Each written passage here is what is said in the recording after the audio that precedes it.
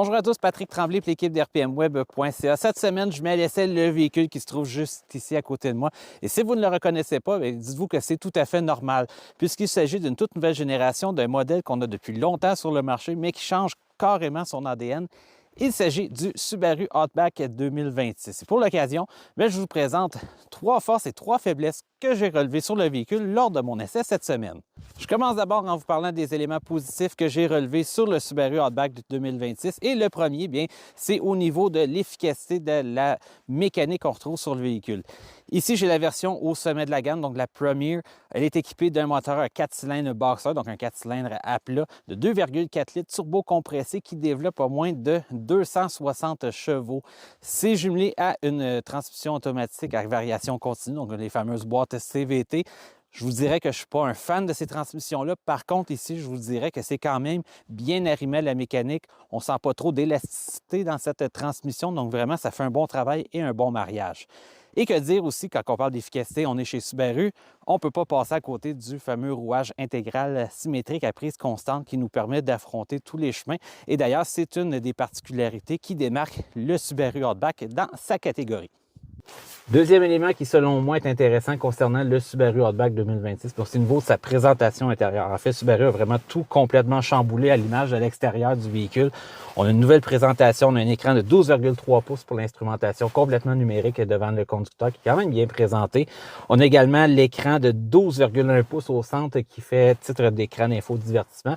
On se rappelle que ça remplace l'ancien écran qui était disposé à la verticale ici, qui était lent, aussi que la présentation générale dans l'écran. Honnêtement, ça datait d'une autre époque. Aujourd'hui, on est vraiment ailleurs avec le modèle 2026. On a quelque chose qui est plus fluide dans son utilisation et qui est plus moderne dans son apparence également, qui nous rappelle encore quelques petites origines du côté de Toyota.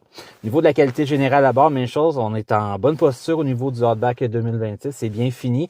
Je suis dans une version présentement qui est tout de noir, mais on peut l'avoir également avec d'autres finis, d'autres couleurs. Par exemple, on peut avoir des intérieurs avec des empiècements noirs et bruns. Donc vraiment, ça revient rehausser l'expérience et l'apparence à bord. Le changement d'ADN du Subaru Outback change complètement le véhicule. Par contre, on a un élément positif qui en ressort, c'est au niveau de l'espace à bord. Donc, en fait, contrairement à la précédente génération, on a désormais plus d'espace cargo. Par exemple, derrière la banquette arrière, on avait précédemment 923 litres et avec la nouvelle génération qui arrive en 2026, on passe à 980 litres. Même chose si on rabat la banquette arrière, précédemment on était à 2141 litres et désormais on passe à 2280 litres. Donc ce qui fait que désormais le Subaru Outback devient vraiment un véhicule plus logeable que son prédécesseur.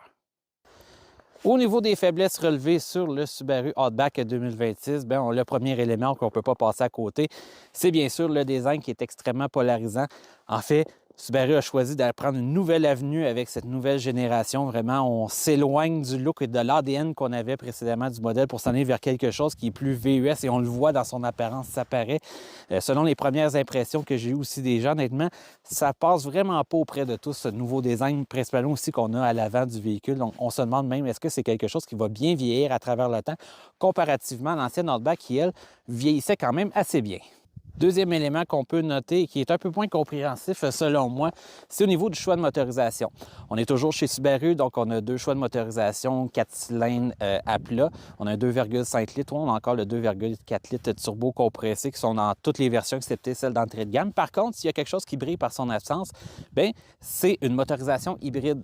On sait qu'avec le Crosstrek, c'est quelque chose qui est disponible. Même chose dans le Forester. Donc, on se demande un peu qu'est-ce que Subaru a pensé en amenant le véhicule. On aurait pu profiter de l'arrivée d'une nouvelle génération qu'on veut complètement transformer comme ça pour amener justement l'hybridation. Mais malheureusement, ce n'est pas quelque chose qui a été fait en 2026. Au niveau du troisième élément négatif que j'ai relevé sur le Subaru Outback 2026, c'est au niveau de sa gamme de prix.